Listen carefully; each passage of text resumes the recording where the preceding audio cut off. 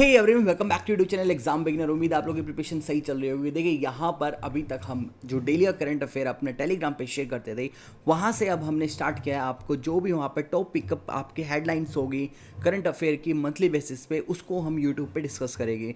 तो यूट्यूब पे डिस्कस करने के इस सिलसिले में आज ये हमारे यहाँ पर कौन सी क्लास है, थर्ड क्लास है। इससे पहले हम यहाँ पर दो क्लासेस में हम आपको अगस्त मंथ के 1 से लेकर 10 का और 10 से लेकर 20 अगस्त के बीच जितने भी इंपॉर्टेंट हेडलाइंस थी उनको हम यूट्यूब पे आकर काफ़ी अच्छे से डिस्कस कर चुके हैं ऑलरेडी। उसके लिंक आपको नीचे प्लेलिस्ट में जो मेंटेन है वहाँ पर आपको सारी डिटेल्स मिल जाएगी।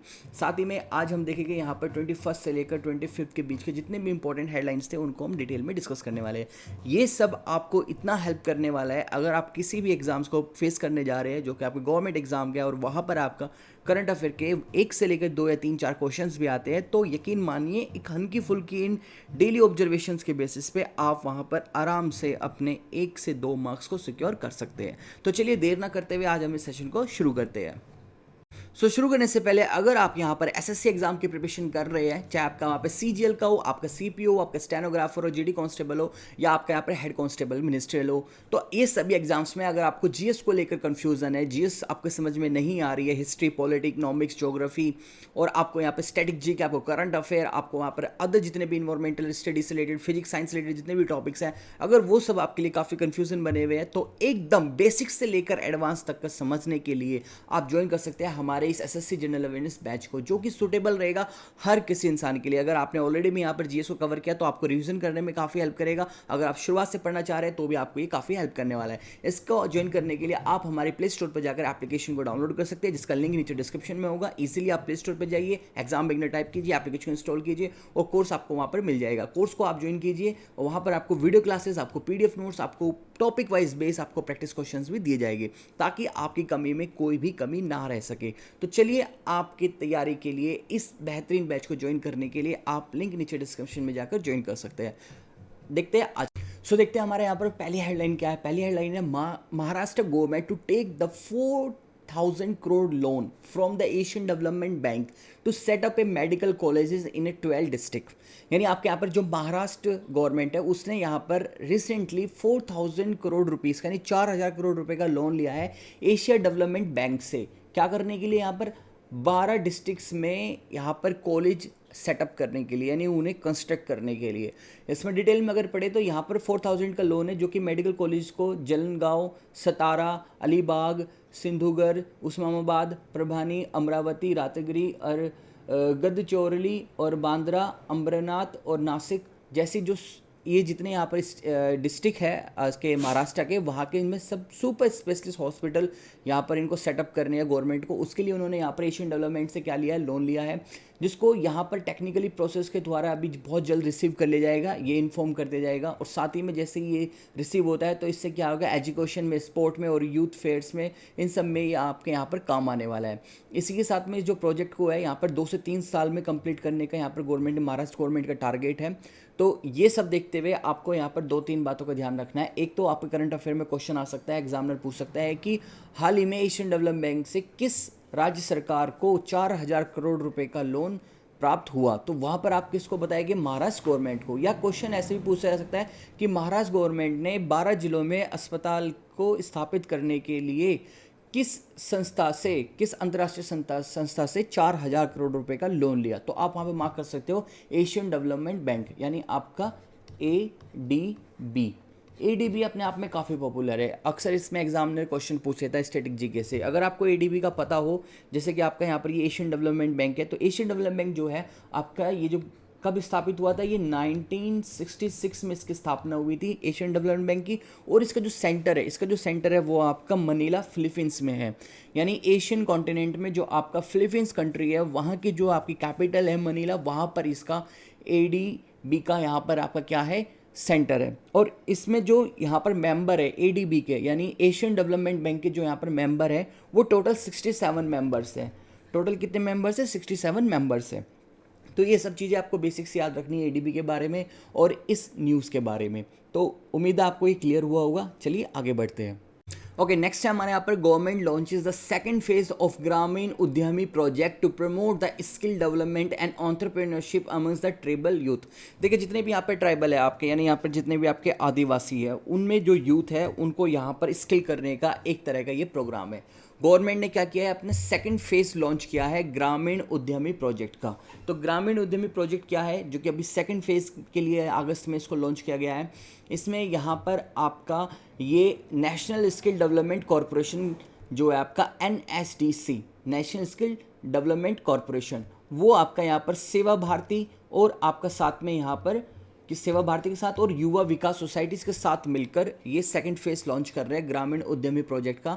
इसमें क्या होगा, इसमें ये होगा कि आपका जितना भी यहाँ पर आदिवासियों के जो विद्यार्थी है, यहाँ पे यूथ है, उनको यहाँ पर इनको स्किल करना है, मल्टीटास्कर बनाना है, उनको स्किल करना है, उनकी नॉलेज को थोड़ा सा और यहाँ पे बेहतर करना है, उनके जीवन जो शैली है उनको बदलना है। ये इनका एक यहाँ पर मोटिव है इस सेकंड फेज के साथ, ग्रामीण उद्यमी प्रोजेक्ट के साथ। अब ये जो है यहाँ पर इन्होंने मेनली NSDC के साथ मिलकर जो टारगेट रखा है वो 450 विद्यार्थियों का टारगेट रखा है। मेनली कहाँ पर रखा है, ये मध्य प्रदेश के अंदर रखा गया है और इसको अभी आगे चल के एक्सटेंड करने वाले सेकंड फेज में, जो कि आपका झारखंड मध्य प्रदेश के बाद अब ये अदर 6 राज्यों में, जैसे कि महाराष्ट्र में, राजस्थान में, छत्तीसगढ़ में, मध्य प्रदेश और झारखंड और गुजरात, इन सभी राज्यों में टोटल अब अभी अपना कैंपेन यानी अब अपना यहाँ पर ये योजना लेकर आने वाले हैं। और यहाँ के जितने भी ट्राइबल जो स्टूडेंट्स हैं उन सबको ये यहाँ पर स्किल करेगी। तो ये सेकंड फेज़ है गवर्नमेंट का ग्रामीण उद्यमी प्रोजेक्ट का। इससे रिलेटेड क्वेश्चन आ सकता है कि NSDC यानी आपका जो नेशनल स्किल डेवलपमेंट कॉरपोरेशन है वो किन किन राज्यों में आपका यहाँ पर ट्राइबल जो है उनको स्किल करने के लिए अपना कैंपेन चला रहा है यानी संचालन कर रहा है। तो वहाँ पर आप मार्क कर सकते हो कि 6 राज्यों में, उन राज्यों के नाम भी मैंने आपको बताए। NSDS के किसके साथ, किन संस्थाओं के साथ मिलकर कर रहा है, सेवा भारती के साथ और युवा विकास सोसाइटी के साथ।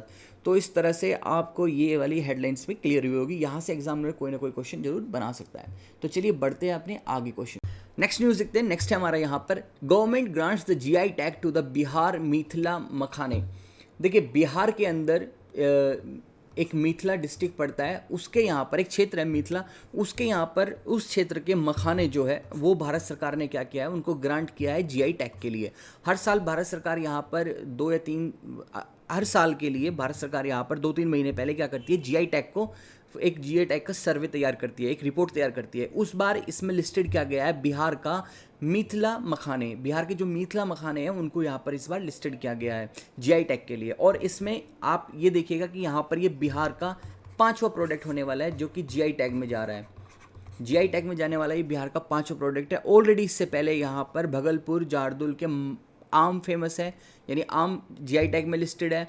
कटारनी धान यानी कटारनी के आपके यहाँ पर चावल GI टैग में लिस्टेड है। नवादास मघाई पान, तो नवादास के मघाई पान ऑलरेडी GI टैग में लिस्टेड है। और मुजफ्फरपुर की शाही जो इलायची है वो भी GI टैग के अंदर आती है। तो अब ये 5वां प्रोडक्ट होगा आपका जो कि मिथिला के मखाने हो गए। अब एग्जामिनर यहाँ से क्वेश्चन पूछ सकता है कि हाल ही में किस राज्य सरकार के मखानों को GI टैग में लिस्टेड किया गया है। तो आप वहाँ बोल सकते हो कि बिहार के मिथिला क्षेत्र के मखानों को GI टैग में लिस्टेड किया गया है।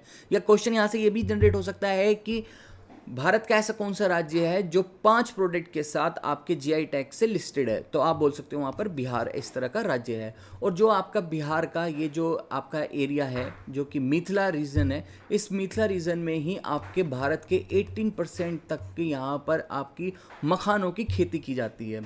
तो यही क्वेश्चन था आपका, government grants the GI tag to Bihar Mithila मखाने। ये इंपॉर्टेंट है, एग्जाम में या अक्सर आ जाते हैं GI। चलिए नेक्स्ट है हमारे यहाँ पर MP tribal dominated Mandla becomes the India's first full function illiterate district. देखिए मध्य प्रदेश का एक आदिवासी क्षेत्र है यानी एक जिला है मंडला जिसका नाम है, वो भारत का पहला आदिवासी जिला, एक ऐसा आदिवासी जिला क्षेत्र बना है जो कि पूर्ण रूप से शिक्षित कहलाएगा।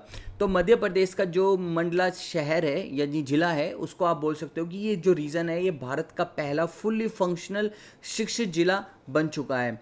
और इसके लिए यहाँ पर जो ऑफिशियल स्टेटमेंट था, इसके लिए यहाँ पर जो डिस्ट्रिक्ट एडमिनिस्ट्रेशन है उसने लॉन्च किया था एक कैंपेन 2020 के अंदर, उसको 2 साल के अंदर यहाँ पर अचीव कर लिया गया। और क्वेश्चन यहाँ पर एग्जामिनर यही बनाएगा कि भारत का वह पहला कौन सा आदिवासी क्षेत्र है जो पूर्ण रूप से शिक्षित बन चुका है, भारत का पहला। तो आप बोल सकते हो उसको मंडला है, जो कि कौन से राज्य से आपके यहाँ पर, एमपी से। नेक्स्ट देखते हैं, नेक्स्ट है India to buy the 6 Tu-160 long range bombers from Russia. Most important, ये अब तक जितने हमने पढ़े उसमें मोस्ट इंपॉर्टेंट है ये, इसको आप सही से कवर करना। और ये एग्जाम में आने के इसके पूरे चांसेस है, जैसे कि एसएससी के एग्जाम हो रहा है और बैंकिंग के एग्जाम आ रहे हैं। तो India to buy the 6 Tu-160 long range bombers from Russia. Bharat पहली दफ़ा रशिया से बॉम्बर्स परचेस करने वाला है, वो भी कितनी गिनती में, 6 करने वाला है। उनका नाम क्या है उन एयरक्राफ्ट का, Tu-160। आपको क्या याद रखना है, Tu-160 किस टाइप के एयरक्राफ्ट है, ये बॉम्बर्स एयरक्राफ्ट है। कहाँ से आने वाले हैं, ये रशिया से आने वाले हैं। अब इनकी थोड़ी सी स्पेसिफिकेशन देखते हैं, क्या स्पेसिफिकेशन है। इनको व्हाइट स्वान यानी इनको सफ़ेद हंस भी बोला जाता है, और इनको जो यहाँ पर आपकी नाटो है, नाटो इसको ब्लैक जैक भी बोलती है। साथ ही में ये 4 इंजन है और कैपेबल है ये 12,000 किलोमीटर की ऑपरेशनल रेंज के साथ, और कैरी कर सकते हैं ये आपका 40 टन्स तक, चाहे उसमें न्यूक्लियर वेपन हो, कन्वेक्शनल लोड हो या ऑपरेशनल लोड हो, इतना सब कुछ ये कैरी कर सकते हैं। इस वजह से इन्हें यहाँ पर Tu-160 बॉम्बर्स बोला जाता है। तो एशिया में क्या होगा, देखिए ऐसा क्यों भारत करने जा रही है, क्यों ऑल ऑफ सडन भारत इन सबको परचेस करने जा रही है। आप जानते हो कि इस समय क्या है कि भारत का और चाइना का क्या है ना कि रिलेशन काफ़ी अच्छे नहीं चल रहे हैं, काफ़ी स्ट्रेस चल रहा है आपके बॉर्डर्स पे। तो ग्लोबल सिक्योरिटी सिचुएशंस को अनस्टेबल फेज में है भारत और चाइना की एशिया के अंदर। इसमें जो अग्रेसिव यहाँ पर चाइना और भारत का जो कॉम्प्लिकेशन चल रहे हैं, उन सबको देखते हुए, इन रिलेशंस को देखते हुए यहाँ पर भारत क्या कर रहा है, भारत आने वाले टाइम की अपनी एक ऑलरेडी तैयारी कर रहा है। एक डिफ़िकल्ट रिलेशन जो चाइना के साथ डेवलप है उन्हें देखते हुए, उसमें भारत ने इस तरह के वेपन्स को, इस तरह के फाइटर्स को, इस तरह के कलेक्टिव जितने भी यहाँ पर वेपन्स और आपके यहाँ पर जो भी आपके यहाँ पर गैजेट्स हो सकते हैं, इंस्ट्रूमेंट्स हो सकते हैं, उन सबको यहाँ पर भारत सरकार ने कलेक्ट करना स्टार्ट कर दिया है। फ्यूचर को देखते हुए एशिया में जिस तरह से इस समय स्ट्रेस चल रहा है, चाहे वो भारत और चाइना का हो या चाइना या ताइवान का हो, तो इन सब चीज़ को देखते हुए भारत कहीं ना कहीं अपनी एक तैयारी में लगा हुआ है। तो India 6 Tu-160 long ranger bombers buy कर रहा है रशिया से। तो यही आपके लिए इंपॉर्टेंट होगा, एग्जामिनर यहीं से क्वेश्चन। आगे बढ़ने से पहले अगर आपको सेशन पसंद आ रहा है तो प्लीज़ वीडियो को लाइक कीजिएगा, कमेंट सेक्शन में आके जरूर बताइएगा, और जिसने अभी तक चैनल सब्सक्राइब ना किया हो चैनल को सब्सक्राइब कीजिए, बाकी लोगों में भी वीडियो को फॉरवर्ड कीजिए। चलिए नेक्स्ट देखते हैं यहाँ पर, Indian army set to possess the quantum communication technology. देखिए जो भारतीय आर्मी है यहाँ पर, आपकी इंडियन आर्मी है, वो एक नई तरह की कम्युनिकेशन टेक्नोलॉजी को डेवलप करने वाली है। उसका नाम है यहाँ पर क्वांटम कम्युनिकेशन टेक्नोलॉजी। इससे होगा क्या, इससे ये होगा कि ये जो टेक्नोलॉजी है ये हमारे जितने भी ट्रॉप्स हैं, जितने भी हमारी आर्मी है, उसको यहाँ पे high and secure defence system provide कराया जाएगा। चाहे वो कम्युनिकेशन में हो, नेविगेशंस में हो, तो सभी यहाँ पर इक्विपमेंट्स आपके क्या हो गए, high and secure defence system हो जाएगा। इसको जो डेवलप किया जा रहा है वो भारतीय बेस कंपनी है, QN लैब है, जो कि बेंगलुरु में ये कंपनी है। उसके साथ मिलकर आपकी इंडियन आर्मी इस पोसेस क्वांटम कम्युनिकेशन टेक्नोलॉजी को प्रोसेस करने वाली है, यानी अपने यूज़ में लेने वाली है। तो एग्जामिनर यहाँ से क्वेश्चन क्या बना सकता है कि भारत में किस सेना ने क्वांटम कम्युनिकेशन टेक्नोलॉजी को परिचित किया है या अपने उपयोग में लिया है, तो आप वहाँ मार्क कर सकते हो इंडियन आर्मी ने लिया। या पूछा जा सकता है कि इंडियन आर्मी हाल ही ने किस तरह के कम्युनिकेशन सेटअप के लिए प्रोसेस किया है, तो आप बोल सकते हो वहाँ पर क्वांटम कम्युनिकेशन के लिए किया है। वह कंपनी कहाँ की है जिसके साथ मिलकर कर रहा है, तो वो Indian based Bengaluru based company है, QN लैब के साथ मिलकर ये सब चीज़ें डेवलप की जा रही है। तो चलिए देखते हैं नेक्स्ट देखते हैं। नेक्स्ट हेडलाइन है हमारे यहाँ पर, ISRO receive a crew module fairing from the HAL for Gaganyaan mission. तो गंगायान मिशन के लिए यहाँ पर आपका जो इसरो है उसको HAL के द्वारा क्रू मॉड्यूल फेयरिंग को रिसीव कर लिया गया है। अब मैं आपको इस समझ में नहीं आ रहा होगा, मैं आपको समझाता हूँ। इसमें इंपॉर्टेंट आपके लिए कि यहाँ पर गंगायान मिशन के बारे में मैं अगर आपको बताऊँ तो गंगायान मिशन यहाँ पर भारत सरकार ने 2018 में इसकी घोषणा की थी कि आने वाले 2 साल के अंदर, यानी कब तक, 2020 में हम यहाँ पर भारत से 3 क्रू मेंबर्स को, यानी 3 साइंटिस्ट को या एस्ट्रोनॉट को हम कहाँ भेजेंगे, स्पेस में भेजेंगे। तो ये जो यहाँ पर मिशन था जिसका नाम गंगायान मिशन दिया गया, 2020 में ये पूरा होना था लेकिन नहीं हो पाया। क्यों? क्योंकि पैंडेमिक थी, कोरोना वायरस था, इस वजह से ये डिले हो गया। और ये कहाँ पहुँच गया, ये पहुँच गया आपका 2022 में, यानी इस साल के अंत में, यानी दिसंबर में। ये एक्सपेक्ट किया जा रहा है कि दिसंबर नवंबर के आसपास इस मिशन को लॉन्च किया जाएगा। और उसके लिए जितने भी यहाँ पर नेसेसरीज, जितने भी यहाँ पर इसके पार्ट्स हो गए, कंपोनेंट्स हो गए, इक्विपमेंट्स हो गए, वो सब कुछ यहाँ पर इसरो, HAL, DRDO ये सब मिलकर इस चीज़ को तैयार कर रहे हैं। इसमें सक्सेसफुली जितना भी यहाँ पर इसके लिए मिशन के लिए जितना भी यहाँ पर रिक्वायर जो भी इसमें टेक्नोलॉजी होगी वो सब भारत में ही डेवलप की जा रही है। उसमें हमारा HAL, DRDO और इसरो मिलकर काम कर रहे हैं। इसमें जो एस्टिमेट लगाया गया है वो 10,000 करोड़ रुपीज़ का एस्टिमेट लगाया गया है कि इसमें 3 लोगों को स्पेस में भेजने का भारत सरकार का 10,000 करोड़ रुपये का खर्चा आने वाला है। और 2022 के अंत में ऐसा उम्मीद की जा रही है कि अगर सब कुछ सही रहा तो इसे 2022 के अंत तक का यहाँ पर इस मिशन को लॉन्च कर दिया जाएगा। तो इस जो न्यूज़ है इसमें आपके लिए क्या इंपॉर्टेंट था, तो गंगायान मिशन इंपॉर्टेंट था। गंगायान मिशन को मैंने बहुत अच्छे तरीके से आपको एक्सप्लेन किया, तो उम्मीद है आपको समझ में। नेक्स्ट है हमारे यहाँ पर Rashtriya Puraskar portal launch by the union government. देखिए भारत सरकार के द्वारा राष्ट्रीय पुरस्कार पोर्टल को लॉन्च किया गया। अभी तक इस तरह की कोई भी आधारिक यानी ऑफिशियल वेबसाइट नहीं थी भारत सरकार की। और ये जो आप यहाँ पर इमेज देख रहे हो ये आपका वेबसाइट का इमेज है। तो भारत सरकार के द्वारा पहली दफ़ा राष्ट्रीय पुरस्कार पोर्टल को लॉन्च कर दिया गया। अब इस पोर्टल के यहाँ पर बेनिफिट क्या रहने वाले हैं, इसमें क्या होगा, राष्ट्रीय पुरस्कार जो होगा आपको वो आप यहाँ पर awards.gov.in पर जाकर चेक कर पाओगे। इसमें आपके जितने भी अवार्ड्स हो गए, वेरियस मिनिस्ट्री अवार्ड हो, डिपार्टमेंट अवार्ड हो, एजेंसी अवार्ड हो, वो सब अब आपको एक ही प्लेटफॉर्म पर देखने के लिए मिलेगी। उनकी सारी डिटेल्स आपको यहाँ देखने के लिए मिलेगी। इसमें हिस्ट्री ऑफ इंडिया होगी, इन्फॉर्मेशन होगी, उससे रिगार्डिंग जितने भी नेशनल अवार्ड्स हो गए वो सब कुछ यहाँ पर आपको पब्लिकली सिंगल डिजिटल एक प्लेटफॉर्म पर आपको देखने के लिए मिलेगा। चाहे उसमें क्या क्राइटेरिया है, क्या उसमें सिलेक्शन का प्रोसेस है, अगर आप भी इन अवार्ड्स के लिए पार्टिसिपेट करना चाहते हो तो आप कैसे एलिजिबल होगे, क्या से आपका सिलेक्शन प्रोसेस होगा, तो वो सारी चीज़ें अब आपको कहाँ पर मिलेगी, आपको ये सारी चीज़ें मिलेगी यहाँ पर www.awards.gov.in पर। ये भारत का एकमात्र पहला यहाँ पर आपका क्या है, राष्ट्रीय पुरस्कार पोर्टल है। तो एग्जामिनर यहाँ से क्वेश्चन पूछ सकता है कि भारत सरकार ने किस मिनिस्ट्री के अंडर इस समय नया पोर्टल लॉन्च किया है, तो आप बोल सकते हैं यहाँ पर राष्ट्रीय पुरस्कार के लिए लॉन्च किया गया है। राष्ट्रीय पुरस्कार पोर्टल कब लॉन्च किया गया, तो आप बता सकते हो कि ये आपके अगस्त में 24 अगस्त को लॉन्च किया गया। तो इस तरह के क्वेश्चन यहाँ पर एग्जामिनर बना सकता है। इसमें क्या क्या इसके क्या क्या स्पेसिफिकेशंस है, इसके क्या क्या क्राइटेरिया है, तो ये सारी चीज़ें आपको इस न्यूज़ में आराम से क्लियर हो जाएगी। तो यही था यहाँ पर Rashtriya Puraskar portal launch by the union. So ये थी आज की हमारी क्लास जिसमें हमने डिस्कस किया आपका 21 अगस्त से लेकर आपके 25 अगस्त के बीच के जितने भी इंपॉर्टेंट करंट अफेयर थे जो कि काफ़ी इम्पोर्टेंट थे, जिनको डिस्कस करना आपके साथ डिटेल में, वो मैंने सब किया यहाँ पर। उम्मीद आपको पसंद आया होगा। अगर कोई डाउट हो आपको इन सारे करंट अफेयर से रिलेटेड, इन हेडलाइंस रिलेटेड, तो आप कमेंट सेक्शन में आकर मुझसे ज़रूर पूछिएगा। और चैनल को सब्सक्राइब, वीडियो को लाइक करिए बिना बिल्कुल भी मत जाना। कोई भी अगर एग्जाम से प्रिपरेशन रिलेटेड कोई भी डाउट हो तो भी आप मुझे नीचे कमेंट सेक्शन में आकर पूछ सकते हैं। तो मिलता हूँ आपको इसी तरह नेक्स्ट सेशन में, तब तक के लिए बाय।